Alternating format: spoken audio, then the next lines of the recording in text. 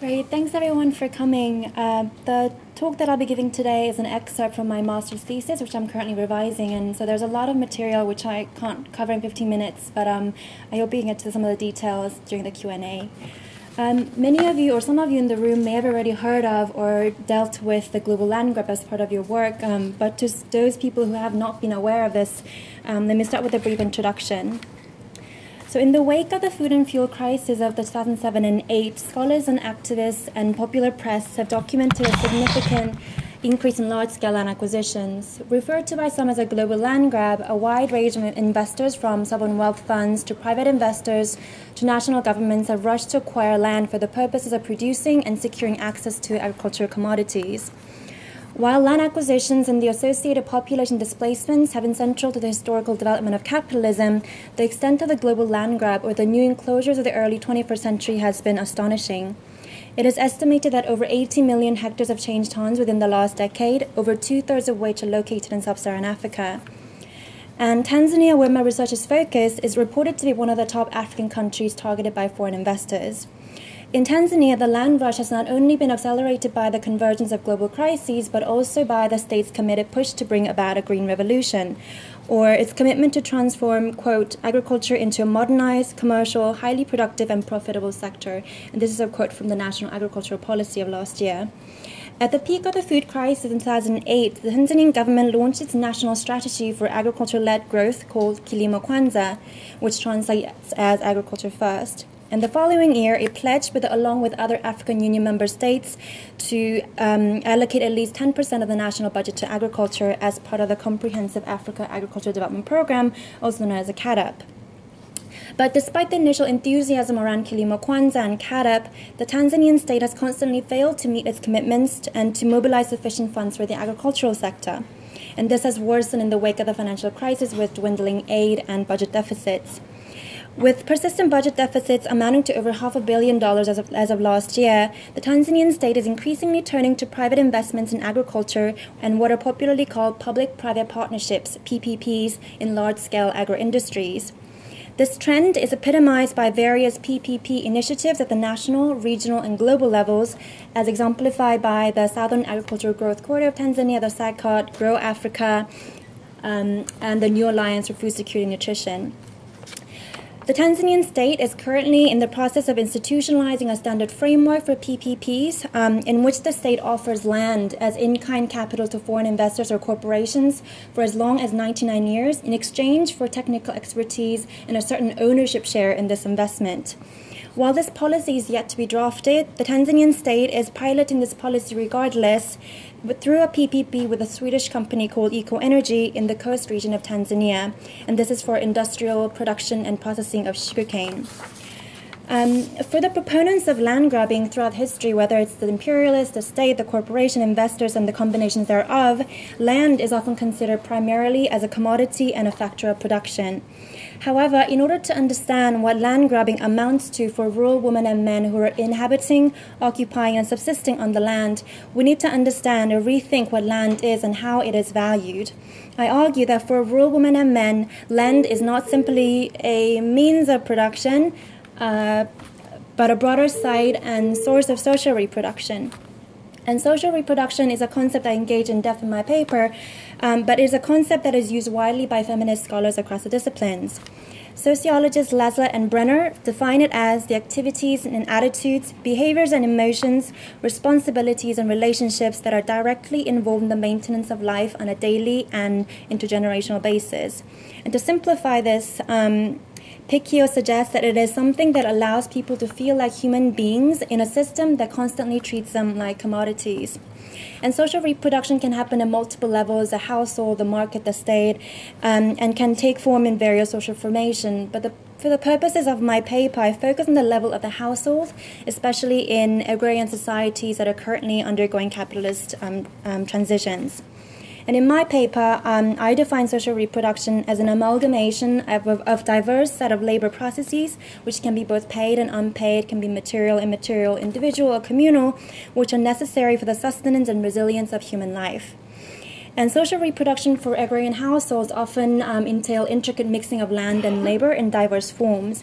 And some of these labor processes may include subsistence and commodity food production, seasonal farm and off-farm labor, fetching water and collecting fuel wood for cooking and preparing meals, for washing dishes and clothes, and for building and maintaining the home. It could be collecting herbs and roots to prepare medicine and care for children and the sick, and the transmission of knowledge of land in the commons, and so on and so forth. In short, what are often separated as the spheres of the production and reproduction, or the public and the private spheres, I argue, are closely connected and nested within the broader field of social reproduction. And in short, so the labor processes that comprise social reproduction are mediated and shaped and allocated primarily along the lines of gender.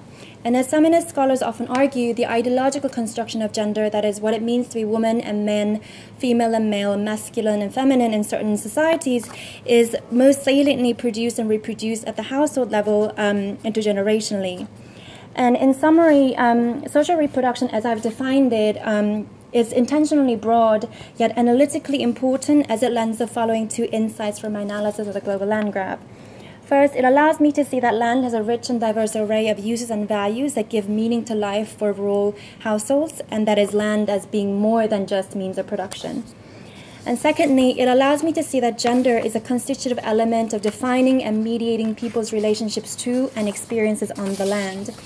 And my key argument in the paper is that the ways in which contemporary land deals are planned, designed, and executed are often blind to these complex gender realities and dynamics of social life on the land for rural women and men. Before I move on to the case study and my findings from my research, just to briefly highlight my methods. So my paper is based on 2 summers of pre-dissertation fieldwork, the latter of which was partly funded by AWARE, which I'm very grateful for. And it entails qualitative research, ethnographic observation, focus group discussions, and in-depth interviews with a range of stakeholders from smallholder farmers to corporate executives to government officials. So the case study that I'll present today is the Bagamoyo Eco-Energy Sugar Project, which now I'll refer to as BEE Sugar Project. And as I mentioned briefly in the introduction, this is a joint venture between the Tanzanian government and a Swedish company called Eco-Energy, in which the former has agreed to lease over 20,000 hectares of land to the latter for 99 years in exchange for 25% equity share, ownership share in the investment. So this project was initially conceptualized in 2006 as a project to export ethanol back to Europe, but it went through several changes over the years, and it's now a national development project with the aim of promoting national self-sufficiency in sugar, electricity, and ethanol. And this project has required over $500 million in total investment costs, financed by international financial institutions and development agencies, including the African Development Bank, the International Fund for Agriculture and Development, and the Swedish International Development Agency. So while this land deal is enthusiastically welcomed at the national and international levels, the reality is it is hardly moving forward on the ground. And I argue this is because the Tanzanian government and the Swedish company have not been able to resolve the issue of how to remove over 1,400 people that are currently living and subsisting on the land. Just to contextualize the geography a bit here, this is a map of Tanzania, and the coast region is one of 30 regions in the country. And Bagamoyo is one of the 6 districts in the country in the north.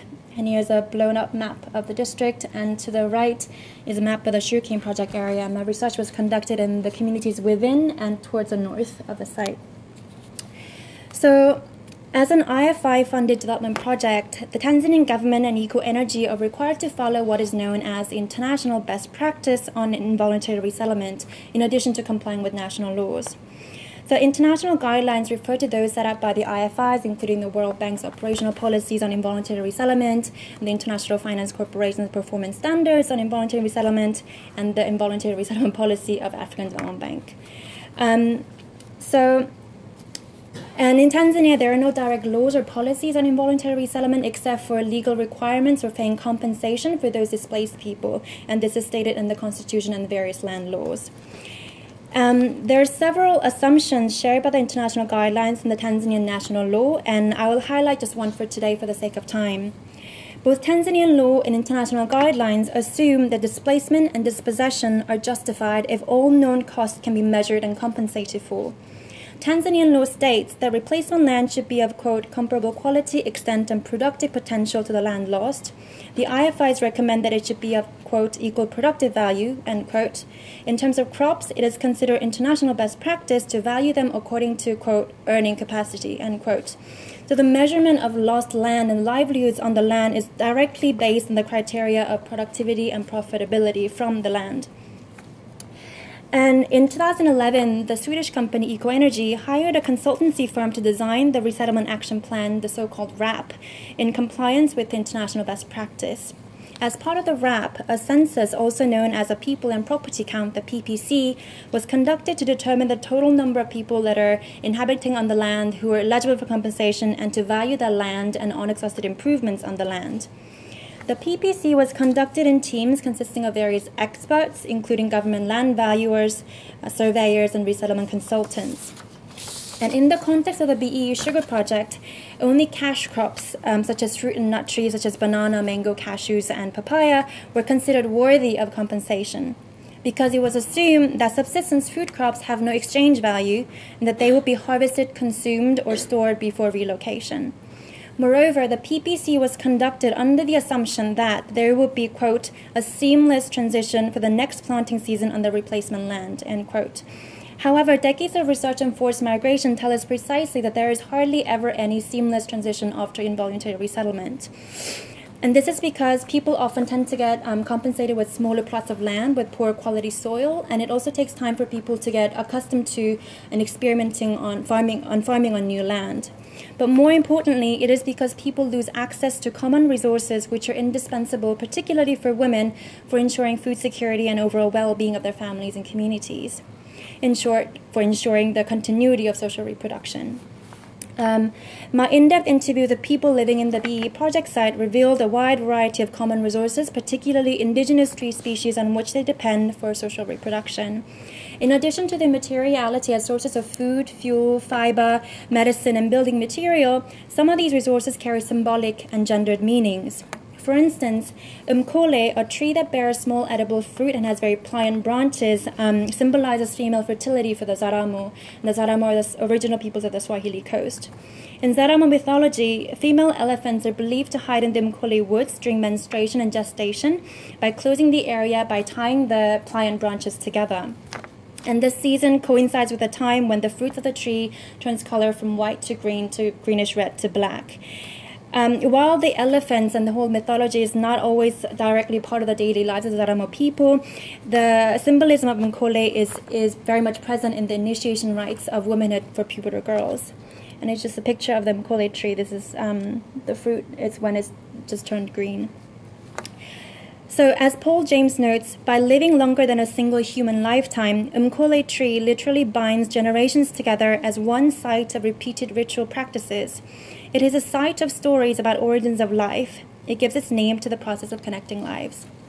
So, while these resources are not commodities with exchange value, hence not considered compensable, they have immaterial cultural values and knowledges that are passed on intergenerationally as significant part of rural social reproduction. As Leslie Jacob argues, the reason why most involuntary resettlement operations have failed in Africa is precisely because the resettlement planners and the local population have different visions about what land is and how it is valued. Whilst the former are fixated on productivity and profitability, the latter are more concerned about a wide range of social, cultural, spiritual elements as well as the productive factor. The problem is not only that there are differences in vision, but that certain visions are valorized than others. Many the farmers and pastoralists that I've interviewed refer to how they're tired of being animals, treated like animals, children, or who are not listened to and who are unable to take control of their own lives and livelihoods. As one widow poignantly remarks, there's a difference between the way you see things and the way I see things. Poor people like me, we haven't been educated, but it doesn't mean that we don't know what is valuable to us on our land. Yet, to those educated people, some things we have on our land do not seem to have value. Mangoes, cashews, bananas, we plant them nearby. They're easily seen on our farms and in markets in town. But there are trees in the bush and in the wild which outsiders cannot see, but we know where they are and still depend on them for our lives. We have been ignored, our culture has been erased. So what then do these narratives and discussions tell us about land grabbing in Tanzania, elsewhere more broadly? In this short talk, I argue that we need to disabuse of the simplistic understanding of land in favor of a more nuanced ones that take into account the richer and gendered meanings, uses, experiences, and values of and on the land. When we do so, we understand that the processes and outcomes of land grabbing is not just forcible seizure and the displacement and dispossession of people from their means of production, but from their broader site and source of social reproduction. And relatedly, I argue that land grabbing entails the systematic devaluation or the blatant disregard for multiple uses and meanings of the land. For the BE Sugar Project, this was facilitated by the technical expertise of government land valuers, surveyors, and resettlement consultants who simply determined the value of land according to the rules of the market. Such technical approach obscures ecological knowledges, cultural practices, and other labor processes that are deeply rooted on the land and which are mediated and manifested through gender. And thanks very much.